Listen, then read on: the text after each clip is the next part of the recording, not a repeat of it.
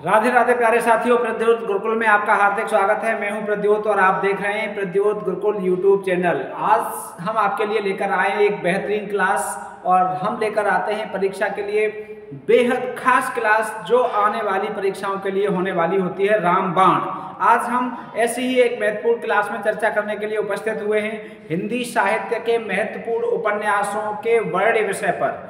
हिंदी साहित्य में उपन्यासों का वर्ण विषय आजकल की परीक्षाओं के लिए ट्रेंड में चल रहा है। बहुत बड़ी मात्रा में प्रश्न पूछे जाते हैं उपन्यासों का वर्ण विषय और नाटकों का वर्ण विषय।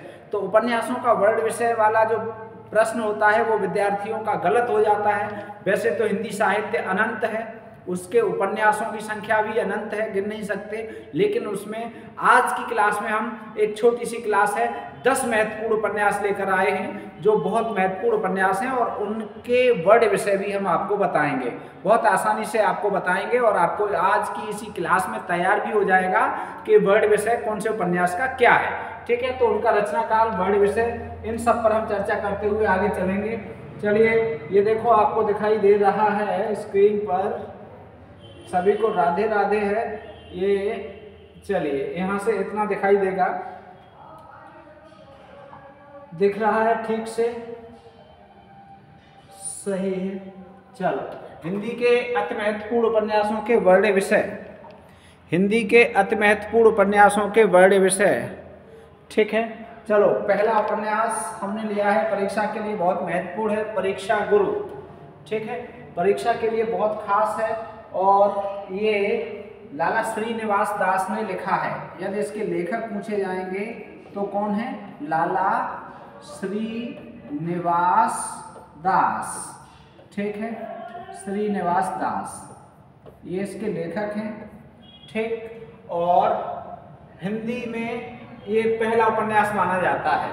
अंग्रेजी टाइप का है, अंग्रेजी ढंग का है, हिंदी का प्रथम उपन्यास है। ठीक है, इसे ऐसा माना जाता है। अब इसका वर्ण विषय यूजीसी में भी पूछा गया है और कई परीक्षाओं में पूछा गया है। ठीक है, तो आप इसके वर्ण विषय को थोड़ा सा समझ लीजिए। परीक्षा गुरु, ठीक, गुरु 1882, दिल्ली के एक कल्पित रईस, ये ध्यान रखेंगे, कल्पित रईस। कल्पित रईस जो दिल्ली के हैं उनका नाम क्या है? लाला मदन मोहन। क्या है? लाला मदन मोहन। ये नाम याद रखेंगे, पात्र भी पूछा जाता है। तो इनका नाम क्या है? लाला, जो रईस हैं उनका नाम है लाला मदन मोहन। ठीक है, तो ये जो लाला मदन मोहन जी हैं, ये क्या है? इनके स्वभाव का चित्रण है। ये अपने चरित्र से भटक गए, कठिनाइयां आ रही हैं, भोग विलास में लिप्त हैं, भोग विलास में संलिप्त हैं। लाला है, ठीक है, धन दौलत की कोई कमी नहीं है। अब क्या है कि इनके एक मित्र हैं लाला ब्रज किशोर, लाला ब्रज किशोर, वो प्रयास करते हैं और इन्हें सही रास्ता दिखाते हैं। अब प्रश्न ये बनता है कि परीक्षा गुरु उपन्यास का मुख्य पात्र कौन है? तो आप उत्तर देंगे लाला मदन मोहन। दूसरा प्रश्न ये बनता है कि परीक्षा गुरु उपन्यास में लाला मदन मोहन को सही मार्ग पर लाने वाला व्यक्ति कौन था? तो सही मार्ग पर लाने वाला व्यक्ति था लाला ब्रज किशोर, ये इनका मित्र था। ठीक है, मित्र का कार्य ही होता है कि अपने मित्र को सही रास्ते पर लाए। ये रास्ते से भटके हुए थे तो इन्हें रास्ते पर, सही रास्ता पर कौन लाया है? ब्रज किशोर। किस शहर की घटना है इसमें? तो आप बता देंगे दिल्ली की। ठीक है, कल्पित घटना है ये, कल्पित रईस हैं ये। ठीक है, वास्तविक रईस की घटना नहीं है। तो ये कई बार पूछी गई है, मोस्ट इम्पोर्टेंट है। ठीक है, और आप इसे तैयार रखेंगे। ठीक है, आपको याद हो गया। और याद कैसे करेंगे?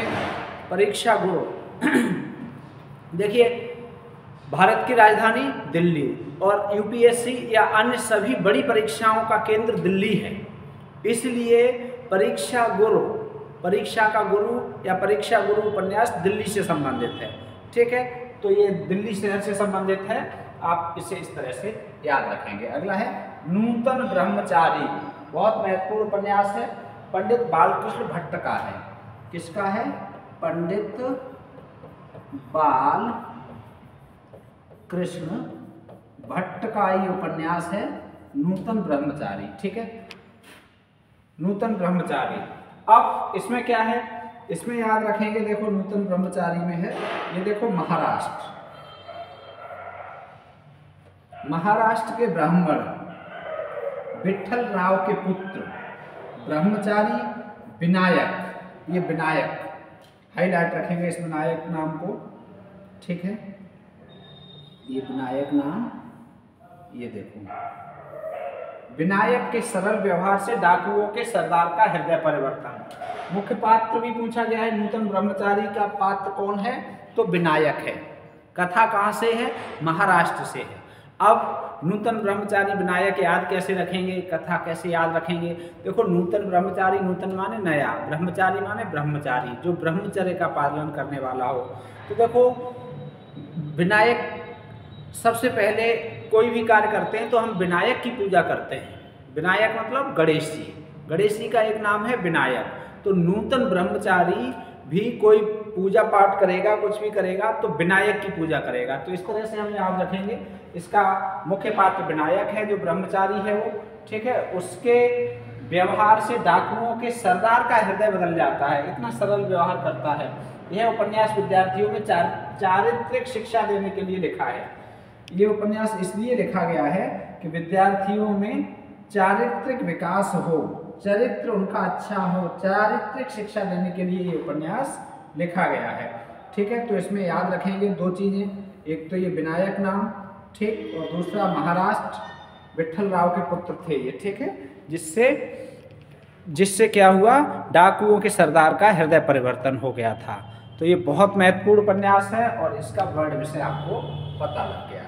चलो भाई, अब है तीसरा निस्सहाय हिंदू। निस्सहाय हिंदू ये 1890 ईस्वी का उपन्यास है, ठीक है, कब का है, 1890, ठीक है, ईस्वी पूछी जाएगी तो 1890। और नूतन ब्रह्मचारी कब का था, 1886 का था, ठीक है, 1886, ठीक। अब है निस्सहाय हिंदू, तो ये राधा कृष्ण दास का है। किसका है ये, राधा कृष्ण दास, राधा कृष्ण दास का यह उपन्यास है। और गोवध निवारण इसकी मुख्य समस्या है, मुख्य वर्ड विषय है, गोवध निवारण से संबंधित है, ठीक है, गाय के वध का निवारण करने से संबंधित ये कथा है इसमें, निस्सहाय हिंदू, ठीक है। तो 3 महत्वपूर्ण हुए। चलिए अब है अगला चौथा। चौथा देखो, ये देखो, ये लो, ठीक है, सही दिख रहा है, बिल्कुल सही दिख रहा है।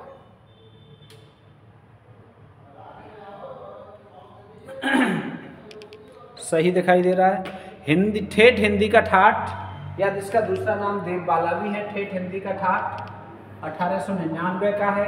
और ये किसका है, ये तो आप जानते ही होंगे, ठेठ हिंदी का ठाठ, ठीक है, अयोध्या सिंह उपाध्याय हरिऔध। किनका उपन्यास है ये, अयोध्या सिंह उपाध्याय हरिऔध का। एक तो यही पूछा जाता है कि उपन्यास है तो किसका, अयोध्या सिंह उपाध्याय, ठीक है। और हरिऔध हम यहाँ लिखे दे रहे हैं, यही लिख दें यहाँ, ईयर तब भी आ जाएगी, हरिऔध, ठीक है, अयोध्या सिंह उपाध्याय हरिऔध। और जब उपनाम लिखा जाता है तो सिंगल कॉमा में लिखा जाता है, याद रखेंगे, उपनाम लिखेंगे तो सिंगल कॉमा में लिखेंगे, ठीक है। तो अयोध्या सिंह उपाध्याय हरिऔध का है, ठेठ हिंदी का ठाठ 1899 का है। अनमेल विवाह के दुष्परिणाम बताए गए हैं इसमें। अनमेल विवाह के दुष्परिणाम की चर्चा की गई है इस उपन्यास में, ठीक है। चलिए, तो बहुत बढ़िया, बहुत शानदार उपन्यास। अब बढ़ते हैं आगे। अध खिला फूल, ये भी इन्हीं का है, अयोध्या सिंह उपाध्याय हरिऔध का, अयोध्या सिंह उपाध्याय हरिऔध, अयोध्या सिंह उपाध्याय हरिऔध का ये भी उपन्यास है, ठीक है। अधखिला फूल 1907 ईस्वी। धर्म की महत्ता प्लस धार्मिक अंधविश्वास का कुपरिणाम। धर्म की महत्ता और धार्मिक अंधविश्वास जो होता है उसका कुपरिणाम क्या है, इसकी चर्चा की गई है। अधखिला फूल, अधखिला फूल का मतलब यही है इसमें कि जो पूरी तरह नहीं खिला है तो उसे महत्ता पता नहीं है, धर्म क्या है और धार्मिक अंधविश्वासों का कुपरिणाम इसमें बताया गया है। कुपरिणाम से मतलब धार्मिक अंधविश्वास में रहेंगे तो उसके बुरे परिणाम भी आपको झेलने पड़ेंगे। किसी भी प्रकार का यह धार्मिक अविश्वास, किसी भी प्रकार का यह धार्मिक अंधविश्वास है तो समझ लीजिए उसके कुपरिणाम होंगे। तो अधखिला फूल। अगला है चंद्रकांता संतति, मोस्ट इम्पोर्टेंट, ठीक है। 1896। चंद्रकांता संतति किनका है ये तो आप जानते ही होंगे।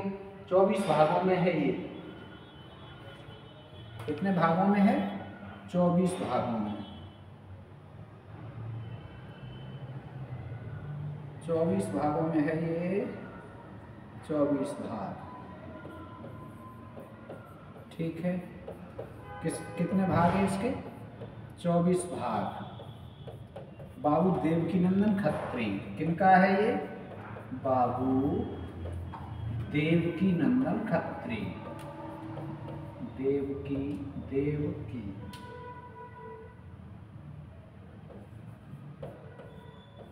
नंदन खत्री का है ये। बाबू देवकीनंदन खत्री का है। और इसका वर्ड विषय पढ़ लो, समझ लो, बहुत महत्वपूर्ण है। हिंदी का बहुत महत्वपूर्ण उपन्यास है। विजयगढ़ की राजकुमारी। राजकुमारी कहाँ की है? विजयगढ़ की, ठीक है। विजयगढ़ की राजकुमारी चंद्रकांता, नाम क्या है? चंद्रकांता। और नौगढ़ के राजकुमार, राजकुमार का नाम क्या है? वीरेंद्र सिंह। वीरेंद्र सिंह के प्रेम पर आधारित है चंद्रकांता संतति। विजयगढ़ की राजकुमारी है चंद्रकांता, जिसके नाम पर क्या है? उपन्यास का नाम रखा गया है। और वीरेंद्र सिंह कहाँ का है? नौगढ़ का। इन दोनों की प्रेम कथा है इसमें एक बार। चंद्रकांता अपनी सखी चपला के साथ तिलस्म में फंस जाती है। अपनी सखी चपला के साथ काय में फंस जाती है? तिलस्म में, ठीक है।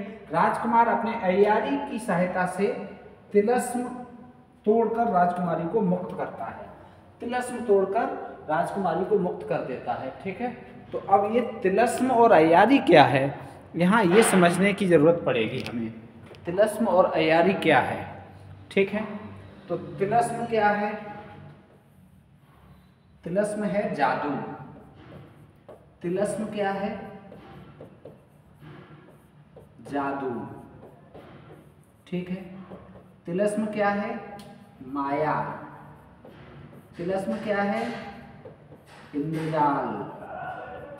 तिलस्म क्या है?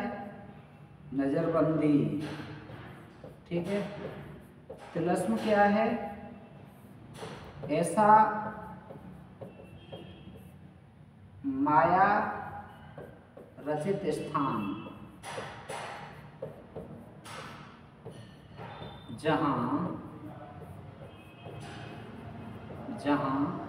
अजीबोगरीब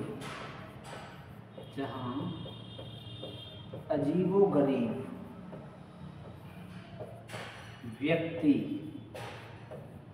मतलब एक माया का ऐसा स्थान, माया से रचित एक ऐसा स्थान जहां अजीबोगरीब व्यक्ति तथा चीजें दिखाई दें, ठीक है। व्यक्ति तथा चीजें दिखें, वहां उसे कहते हैं तिलस्म। ये हो गया तिलस्म। अब है अय्यारी। तो अय्यारी किसे कहते हैं? अय्यारी यहां लिखे दे रहे हैं। अय्यारी, अय्यारी किसे कहते हैं? तो अय्यारी कहते हैं चालाकी को। चालाकी से या धूर्तता, ठीक है, या वेश बदलकर कार्य करना, वेश बदल कर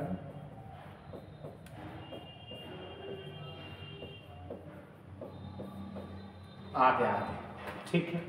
तो ये दो चीजें आप समझ गए होंगे, तिलस्म और अय्यारी। तो तिलस्म में फंस जाती है, काय में फंस जाती है? तिलस्म में। कौन? राजकुमारी। क्या नाम है राजकुमारी का? चंद्रकांता। कौन निकालता है? राजकुमार। क्या नाम है राजकुमार का? वीरेंद्र सिंह। ठीक है, अयारी से मुक्त करता है। तो ये दो नाम आप मुख्यतः याद रखेंगे, चंद्रकांता और वीरेंद्र सिंह। ठीक है, ये हो गए 6 महत्वपूर्ण उपन्यास। अब देखो अगला 7, ये देखो सागर, लहरें और मनुष्य। सागर, लहरें और मनुष्य। सागर, लहरें और मनुष्य। सागर, लहरें और मनुष्य। ये देखो 1956 का उपन्यास है। रचनाकाल पूछा जाएगा तो 1956 है। अब ये सागर, लहरें और मनुष्य है किनका? तो इसका रचनाकार उदय शंकर भट्ट। उदय शंकर भट्ट का उपन्यास है। ठीक है, उदय शंकर भट्ट का उपन्यास है। और इसका वर्ण विषय पूछा जाएगा तो बम्बई के निकट के जो मछुआरे हैं उनका जीवन चित्रित है इसमें। मुंबई के निकट के मछुआरों का जीवन चित्रित है। ठीक है, ये याद रखेंगे, मुंबई के निकट के मछुआरों का जीवन चित्रित है। अब याद कैसे रहेंगे? सागर, लहरें और मनुष्य। सागर मुंबई के किनारे है ही, जहाँ सागर होगा वहाँ लहरें आएंगी, जहाँ लहरें आएंगी वहाँ मनुष्य देखने जाएंगे। और ये सब है कहाँ? बम्बई। और बम्बई का कौन? मछुआरा। मछुआरा सागर में जाएंगे, लहरें देखेंगे, और मछुआरे मनुष्य होते हैं। तो सागर, लहरें और मनुष्य इसका वर्ण विषय है। ठीक है, क्या? बम्बई के मछुआरे। अगला शेष अशेष 1960 का है और इसके लेखक हैं उदय शंकर भट्ट। उदय शंकर भट्ट इसके भी लेखक हैं। शेष अशेष उपन्यास। ठीक है, उदय शंकर भट्ट का है, 1960 ईस्वी का। साधु सन्यासियों के जीवन का यथार्थ चित्र। साधु सन्यासियों के जीवन का यथार्थ चित्र इसमें बताया गया है। शेष क्या है और अशेष क्या है? साधु सन्यासियों का जो जीवन है उसकी यथार्थ स्थिति का वर्णन यहाँ पर किया गया है। ठीक है, तो ये बहुत महत्वपूर्ण उपन्यास हैं, शेष अशेष। ठीक है, चलो भाई, शेष अशेष। अब देखो अगला उपन्यास लेकर आए हैं हम, उपसंहार। उपसंहार, तो ये उपसंहार उपन्यास 2014 का है रचनाकाल। और ये है किसका? ये बहुत महत्वपूर्ण उपन्यास है उपसंहार। बताइए किनका उपन्यास है, कमेंट कीजिए भाई। ये है काशीनाथ सिंह का। किसका है? काशीनाथ सिंह। काशीनाथ सिंह उपसंहार, काशीनाथ सिंह का उपन्यास है उपसंहार। ठीक है, बहुत महत्वपूर्ण है। ठीक ठीक ठीक ठीक। अब इसमें वर्ड विषय क्या है? महाभारत के नायक भी थे,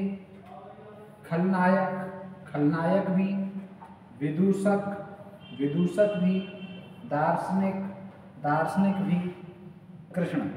मतलब कृष्ण के लिए ये विशेषण आए हैं। महाभारत के नायक, महाभारत के खलनायक, महाभारत के विदूषक, महाभारत के दार्शनिक। ये सब कौन है? कृष्ण। कृष्ण की विशेषताओं में आए हैं ये, कि जीवन के अंतिम दिनों की कथा है। अर्थात कृष्ण के जीवन के अंतिम दिनों की कथा का वर्णन है इसमें उपसंहार। और उपसंहार का मतलब ही होता है अंतिम। जैसे आप निबंध लिखते हैं तो सबसे लास्ट में हेडिंग क्या डालते हैं? उपसंहार। तो कृष्ण के जीवन का उपसंहार इसमें वर्णित है। कृष्ण के जीवन का उपसंहार इसमें वर्णित है, इसलिए इसका नाम उपसंहार है। ठीक है, काशीनाथ सिंह। महुआ चरित्र, ये भी काशीनाथ सिंह का ही है। महुआ चरित्र ये उपन्यास भी काशीनाथ सिंह का है। ठीक है, और इसमें ये 2012 का है। स्त्री और उसकी देह के संदर्भ में युवा से प्रौढ़ होती, युवावस्था से प्रौढ़ावस्था की ओर बढ़ती हुई आकांक्षाओं की कथा है। मतलब स्त्री की देह युवा से प्रौढ़ हो रही है तो उसमें क्या क्या आकांक्षाएं होती हैं, इसकी कथा है इसमें। देह के प्रश्नों से प्रारंभ होती है इसकी कथा और देह के प्रश्नों पर ही खत्म होती है। मतलब देह के प्रश्नों, शरीर से संबंधित प्रश्न हैं इसमें और शरीर पर ही खत्म होती है। तेरे नाम पर शुरू, तेरे नाम पर खत्म, अर्थात शरीर पर शुरू और शरीर पर ही खत्म। क्या? इसकी कथा। काय की कथा? महुआ चरित्र की। ठीक है, तो महुआ चरित्र देह के प्रश्नों से शुरू होकर और देह के प्रश्नों पर ही, देह पर ही समाप्त होती है। ठीक है, तो आज की इस विशेष क्लास में ये 10 हम उपन्यास लेकर आए थे। आशा और विश्वास है कि ये 10 उपन्यास आपको काम आएंगे और इनका वर्ड विषय भी आपकी परीक्षा के लिए महत्वपूर्ण साबित होगा। यदि आपको चाहिए इसकी PDF तो आप प्रद्योत गुरुकुल टेलीग्राम चैनल से जुड़ जाइए, हम आपको इसकी PDF उपलब्ध करा देंगे। ठीक है, वीडियो देखने के लिए आपका हृदय से आभार है। बहुत बहुत धन्यवाद है आपका, जो आप अपना कीमती समय निकाल कर आपने वीडियो देखी और आपका कीमती समय बर्बाद न हो ऐसा हमारा प्रयास है। और ऐसा प्रयास हमारा सार्थक हुआ या नहीं ये आप कमेंट करके बताइए। ठीक है, तो आज की इस बेहतरीन क्लास में बस इतना ही। मिलेंगे फिर से। स्वस्थ रहिए, मस्त रहिए और व्यस्त रहिए, पढ़ते रहिए, क्लास को शेयर करते रहिए, लाइक करके जाएं। श्री राधे।